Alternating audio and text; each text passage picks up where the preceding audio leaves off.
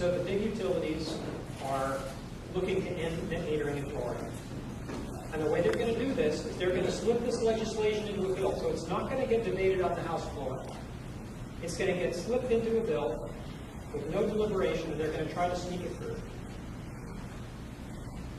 And if you want to do something about this in advance, you need to figure out who your state representative is and who your state senator is. And you got to write them both a note saying, I read in the Herald that someone's going to try to end net metering. I'm staunchly opposed to that. And send it off. You can email it tonight. You can send it off tomorrow.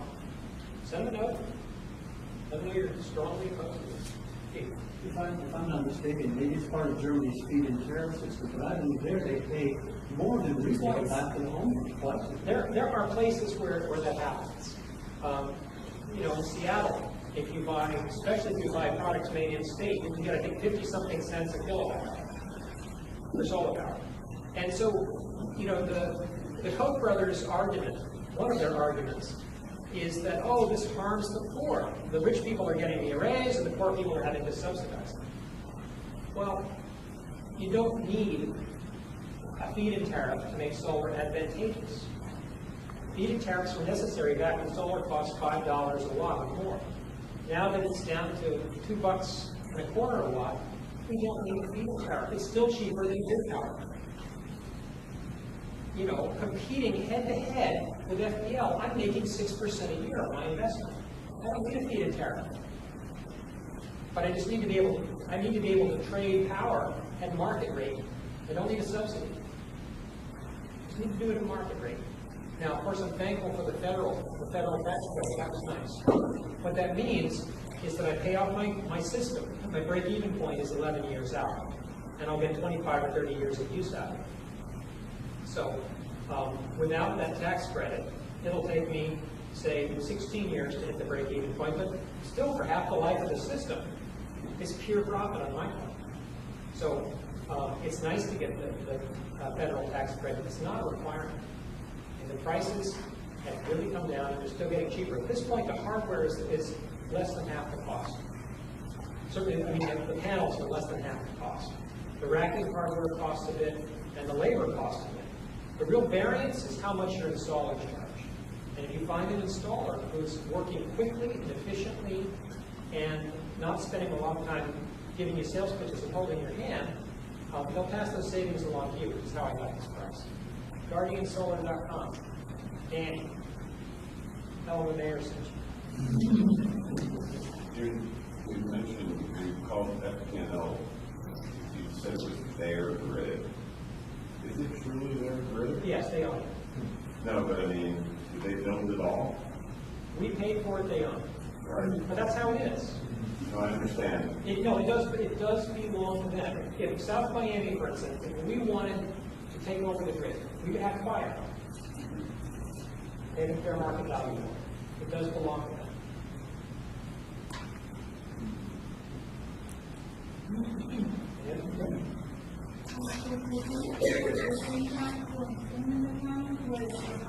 I couldn't hear.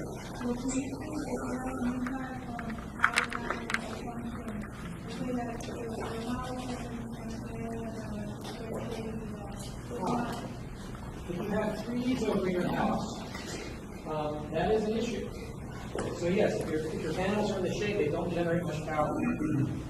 So I put my panels on the my roof doesn't face south.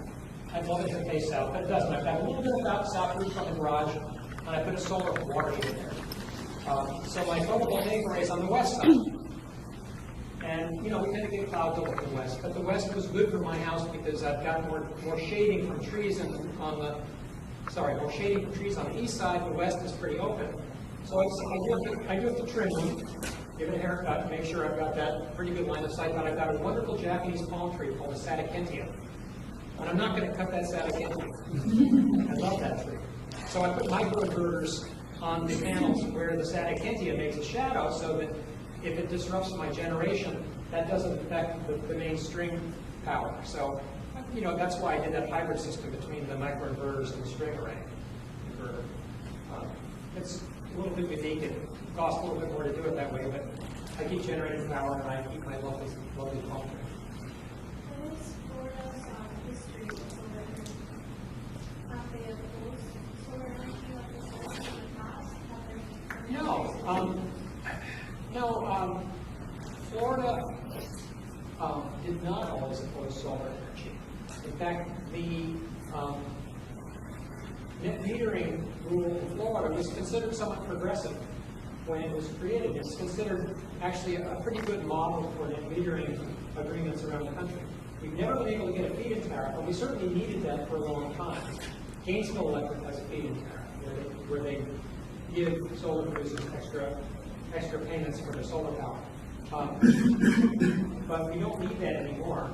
And we have the net metering agreement is considered progressive. Now, what is not progressive in Florida is that you can't sell electricity to your neighbor. In fact, you can't sell it to anybody except back to your main utility. And this is an issue because if you look at many of the commercial entities, like say the Home Depot or the Lowe's or Best Buy, they've got a lot of roof space. The problem is that an offshore holding company owns the building and an onshore company operates the store. And so if the owner of the building puts on the solar panels and sells the electricity to the store, under Florida's rules, you're a utility. And you can't be a utility because they won't let you be unless you generate 24 hours a day. So they've effectively blocked solar. The only stores that are doing that now is IKEA because the same company owns and operates the box.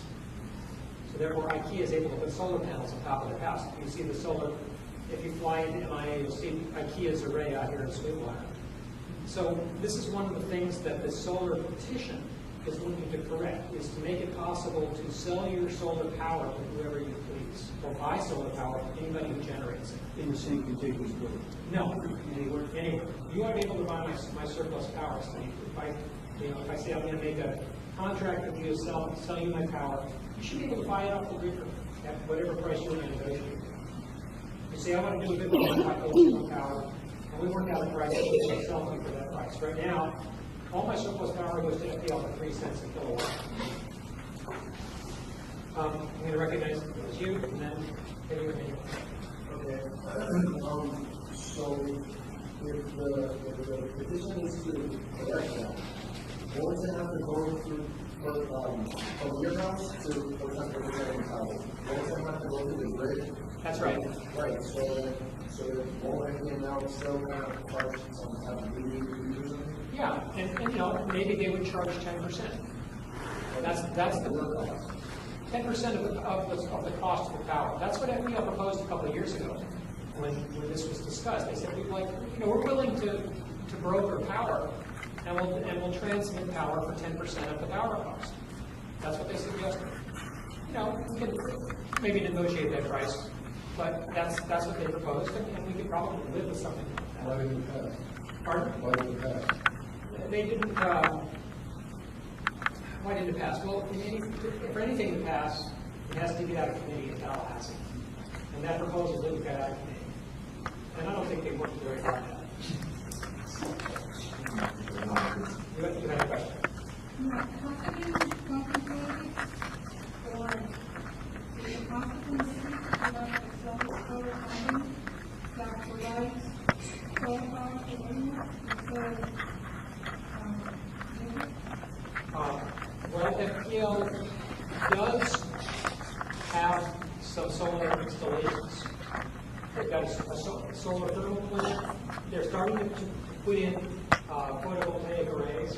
Now, one of my issues is where you do this. Are you going to turn the green fields of Florida into gray fields? And I've got my little picture here, and I don't really advocate taking all that green and turning it into gray. But you can certainly start by covering your rooftops. You're going to need more space than just the rooftops if you want to replace all the power. In fact, I would need to cover all the power that I use, and my family uses. My roof is not enough. I need more space. And that's including the power you know, for my life at FIU, it's including the power for all the products I buy, you know, for the food that gets shipped to me, the trucks and so forth. My total power needs are bigger than my rooftop I buy. You know, so it's going to take more space than that. But I do think that there's good areas of Nevada and Texas that are not particularly biologically active and would be great places to put enough photovoltaic arrays. And wind, you know, wind arrays. If you don't want to have wind towers, you know, big windmills, there are people who say they make low frequency sound and make some people sick. Some people are sensitive to low frequency sounds produced by the really big wind turbines. It's called wind turbine sickness. Not everybody's susceptible, but some people are. It's running families and it's real. So you want to have those big turbines away from people as well. Does the fact that there's feed in tariff in Florida affect the amount of solar energy businesses that are there? Like, I know Solar City is there, is not affected. I think companies like Solar City have deals with consumers that are blocked by laws sponsored by the utilities. So the kinds of arrangements, the rental arrangements. So if I hire a company to put an array on the roof and I buy the power from them, it's not allowed for. I can't buy power from a company that puts it on my roof unless it happens to be at the. So there's other states where those kinds of rental arrangements are pretty good. And I could I'd love to put an array on my neighbor's roof and buy the power from him because he's got the perfect roof, big south-facing roof, nothing on it, no trees, perfect roof for solar generation. But I can't buy his house. Individuals, if you benefit from it, but businesses don't benefit as much because you guys have a variable, even tariffs that aren't needed, Well, the businesses in Miami-Dade County are putting solar on their businesses faster than the residential customers are. So with our green corridor, probably the majority of the installations have been commercial, at least in terms of total volume. Because the businesses figured out, what you mean I can get something for nothing? I can get my power bill reduced and not have to pay for it? They do the quick math and they say, this sounds like a good thing, sign me up. Why wouldn't I want to have my power reduced at no cost to me? Stick it on my roof, please. Consumers are a little stupider than business people. So business people make a lot of money relative to the rest of us, because they do the math with it. So it's not, the math isn't that hard, folks. We can do it. Are there complications if you're selling your property, or, you know, is there a deal, something gets canceled or something? Is there, I mean, if you sell your property that has. with PACE, with PACE contract and PACE financing, there is a complication. For my house, no, because I just borrowed the money from a friend. But with the PACE, so no, my house just went up in value by $15,000 because it has a big solar array on the roof. But for the PACE contract, there is a complication in that at the moment, Freddie Mac and Fannie Mae want you to pay off that solar loan before they would finance a mortgage. Now, a significant fraction of house sales in Miami-Dade County are not financed. They're just cash deals. For that, no problem whatsoever.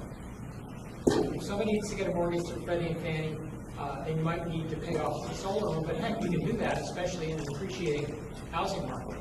It's not a problem. If you've got to pay $10,000 to pay off your rooftop, you thought you were going to live there for 30 years, decided to sell it 2 years later. But mine's going to be paid off pretty quick. So, shouldn't be a problem. Yes? So as of today, is this goal of like using more solar, less possibly solar, is that what, is it mean to eliminate that market entirely from the residential and just keep the industrial and commercial? Or is it just to use it along with the already consumption and raise a control limits? Whose goal?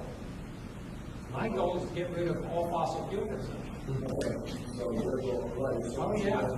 I mean, if you want to keep living on this planet, you better do it fast. We've got the heat, we have CO2 in the air right now to put 60 or 70 feet of water over Florida. We're going under, guys. Florida is going to disappear. South Florida's going to be gone. It's not a question of if anymore, it's just a question of when. So that's happening. Now, if you want to keep living on the planet, forget Florida. If you want to continue surviving on the planet, you're going to need two things. You're going to need some oxygen to breathe. And you're going to need the CO2 levels not to be too high in the atmosphere, because if they are, you're going to die from blood acidification. And I'm not joking, because the planet existed like this for about 3 billion years. So we don't want to go back there. It wasn't very nice. The only thing that lived in the planet were cyanobacteria. So we could do that to our planet. We're radically changing the water systems, and food production is going to have issues. Certainly in California now, the farmers are being told to cut back on water use. This is to go in the wrong direction. So you will not live out, most of you will not live out your lives in Florida. You're probably going to have to bail at some point. Yeah. Yeah, I'd say if you're under 30, there's a decent chance you won't be living your whole life in Florida. I'm going to try. And I don't mean by killing myself early. But I'm turning 58 this week, and so it's going to be a photo finish for me. My daughter will not live in Florida her whole life. I mean, this is the way it's going. I don't know if you guys are following the science, but it's all bad news. And the current ice melt models do not take into account everything that's happening. And they're not taking into account the melting permafrost and the oxidation of the high carbon content of the permafrost up in the Arctic. They're not taking into account all the methane hydrates. They're not taking into account the methane release and its full greenhouse effect. They're not fully taking into account the new destabilization data in the Antarctic and the potential for ice loss on the east side of it. So it's all bad news.